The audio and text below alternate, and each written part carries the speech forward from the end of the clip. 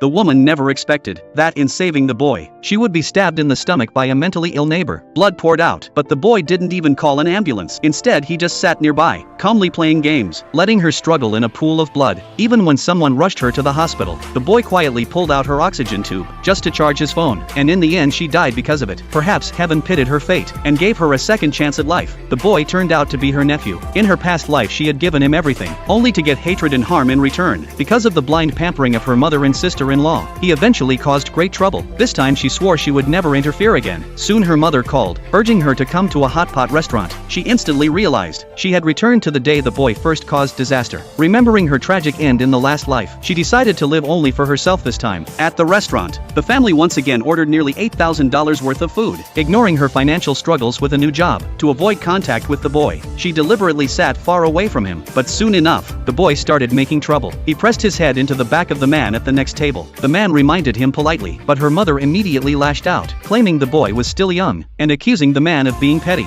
Remembering how her kindness in the past life only earned the boy's hatred, she chose to remain silent. The man, seeing this, dropped the matter, but the boy grew bolder, continuing to bump into him on purpose. The man finally lost patience, and was about to discipline him, but the mother and sister-in-law both attacked him verbally, calling him narrow-minded, saying his business would surely fail, while their own son was about to be promoted as a company leader. What they didn't realize was that the man at the table was actually the boy's supervisor at work, and their arrogance would soon cost them dearly. To get revenge, the boy suddenly threw a soda bottle onto the man's table, splattering sauce all over the supervisor's suit. The supervisor glanced at the mess and said coldly, "If something is ruined it should be compensated," but the mother and sister-in-law still defended the boy. As the argument escalated, the woman simply watched, because she knew the truth. The two men were her brother's boss and his assistant, and that night they would attend the promotion ceremony, where her brother was among the candidates. To avoid ruining the event, the two men went to the restroom to clean up, but as soon as they left, the boy dumped everything from their table into the hot pot. When the men returned, they were furious at the sight, and demanded to know who did it. When no one answered, they called the restaurant owner, saying that during their brief absence, their items had been thrown into the hot pot, causing a loss of over $1 million. The owner immediately went to check the surveillance cameras. Seeing this, the mother urged everyone to leave quickly, but the man blocked the way, saying no one could leave until the matter was settled. The owner came back with the footage. It clearly showed the boy throwing the items, so he demanded compensation, but the mother claimed they were fake goods used for extortion. Even when the man explained the value of the items, she dismissed it, insisting children could not be punished for mistakes. The man kindly reminded them that while the boy wouldn't go to jail, his guardians would be legally responsible, but the mother scoffed, declaring that her son was a top leader in the company, and no one could touch them. She immediately called him, saying they were being bullied at the hot pot restaurant. When the brother heard the situation, he rushed over furiously. The mother proudly boasted that once he arrived, they would make the others pay heavily. Before long,